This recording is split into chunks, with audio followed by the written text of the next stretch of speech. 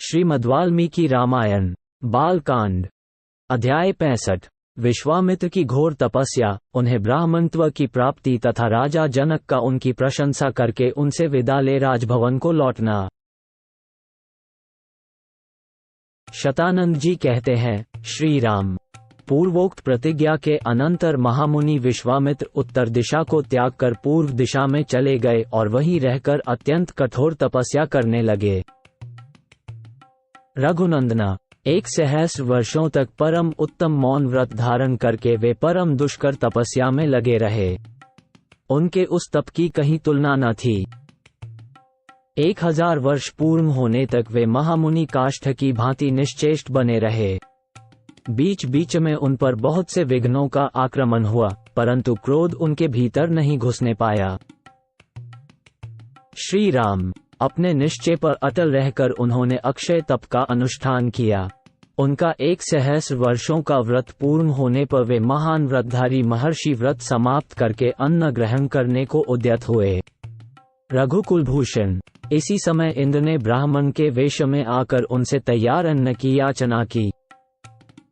तब उन्होंने वो सारा तैयार किया हुआ भोजन उस ब्राह्मण को देने का निश्चय करके दे डाला। उस अन्नमैन से कुछ भी शेष नहीं बचा, इसलिए वे महातपस्वी भगवान विश्वामित्र बिना खाए पिए ही रह गए। फिर भी उन्होंने उस ब्राह्मण से कुछ कहा नहीं, अपने मौन व्रत का यथार्थ रूप से पालन किया। इसके बाद पुनः पहले की ही भांति श्वासोच्छ्वास से रहित मौन व्रत का अनुष्ठान आरंभ किया।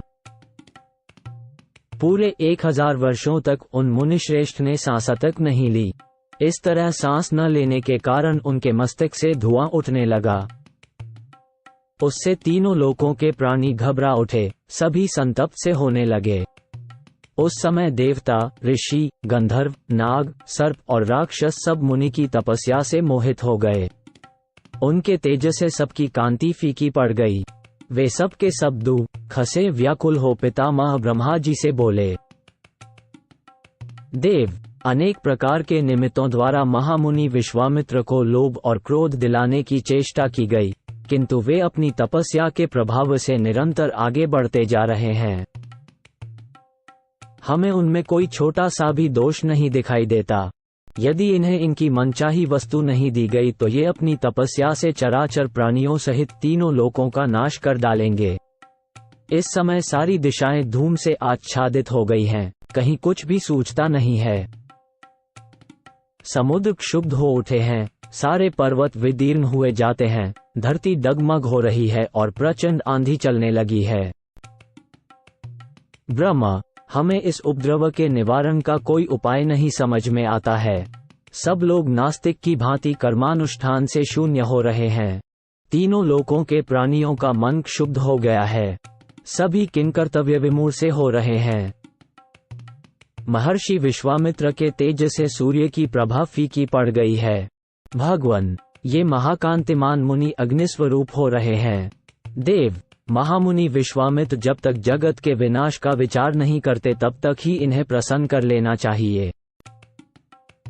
जैसे पूर्व काल में प्रलय कालिक अग्नि ने संपूर्ण त्रिलोकी को दग्ध कर डाला था, उसी प्रकार ये भी सबको जलाकर भस्म कर देंगे।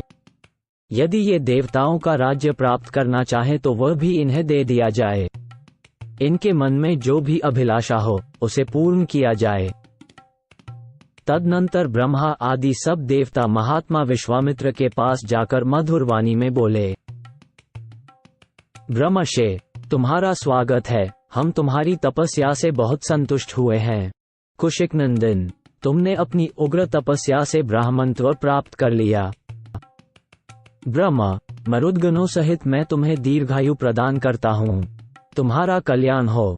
सौम्य, तुम मंगल के भागी बनो और तुम्हारी जहाँ इच्छा हो वहाँ सुखपूर्वक जाओ। पितामह ब्रह्मा जी की यह बात सुनकर महामुनि विश्वामित्र ने अत्यंत प्रसन्न होकर संपूर्ण देवताओं को प्रणाम किया और कहा, देवगण, यदि मुझे आपकी कृपा से ब्राह्मणत्व मिल गया और दीर्घ आयु की भी प्राप्ति हो गई तो ओकार, वष्टकार और चारों वेद स्वयं आकर मेरा वरण करें।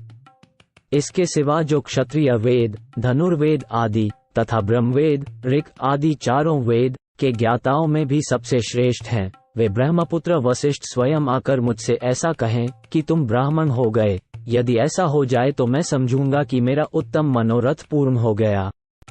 उस अवस्था में आप सभी श्रेष्ठ देवगण यहाँ से जा सकते हैं।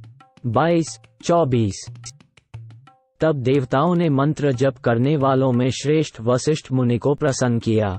इसके बाद ब्रह्मर्षि वशिष्ठ ने एवमस्तु कहकर विश्वामित्र का ब्रह्मर्षि होना स्वीकार कर लिया और उनके साथ मित्रता स्थापित कर ली। मुने, तुम ब्रह्मर्षि हो गए, इसमें संदेह नहीं है। तुम्हारा सब ब्राह्मणोचित संस्कार संपन्न हो गया। ऐसा कहकर संपूर्ण देवता जैसे आए थे वैसे लौट गए। इस प्रकार उत्तम ब्राह्मणत्व प्राप्त करके धर्मात्मा विश्वामित्र जी ने भी मंत्र जप करने वालों में श्रेष्ठ ब्रह्मर्षि वशिष्ठ का पूजन किया। इस तरह अपना मनोरथ सफल करके तपस्या में लगे रहकर ही ये संपूर्ण पृथ्वी पर विचरने लगे। श्री राम, इस प्रकार कठोर तपस्या करके इन महात्मा ने ब्राह्मणत्व प्राप्त किया। रघुनंदना, ये विश्वामित्र जी समस्त मुनियों में श्रेष्ठ हैं। ये तपस्या के मूर्तिमान स्वरूप हैं, उत्तम धर्म के साक्षात विग्रह हैं और पराक्रम की परम निधि हैं। ऐसा कहकर महातेजस्वी विप्रवर शतानंद जी चुप हो गए। शतानंद जी के मुख से ये कथा सुनकर महाराज जनक ने श्री राम और लक्ष्मण के समीप विश्वामित्र जी से हाथ जोड़कर कहा, मुनिप्रवर कौशिक, आप ककुत्स्थ कुलनंदन श्री राम और लक्ष्मण के साथ मेरे यज्ञ में पधारे, इससे मैं धन्य हो गया। आपने मुझ पर बड़ी कृपा की। महामुने ब्रह्मा, आपने दर्शन देकर मुझे पवित्र कर दिया। आपके दर्शन से मुझे बड़ा लाभ हुआ, अनेक प्रकार के गुण उपलब्ध हुए। ब्रह्मा, आज इस सभा में आकर मैंने महात्मा राम तथा अन्य सदस्यों के साथ आपके महान तेज प्रभाव का वर्णन सुना है, बहुत से गुण सुने हैं। ब्रह्मा, शतानंद जी ने आपके महान तप का वृत्तांत विस्तार पूर्वक बताया है।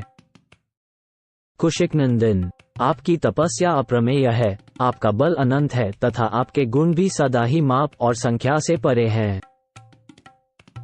प्रभु, आपकी आश्चर्यमयी कथाओं के श्रवण से मुझे तृप्ति नहीं होती है, किंतु मुनिश्रेष्ठ, यज्ञ का समय हो गया है, सूर्यदेव ढलने लगे हैं। जप करने वालों में श्रेष्ठ महातेजस्वी मुने, आपका स्वागत है। कल प्रातः काल फिर मुझे दर्शन दें, इस समय मुझे जाने की आज्ञा प्रदान करें।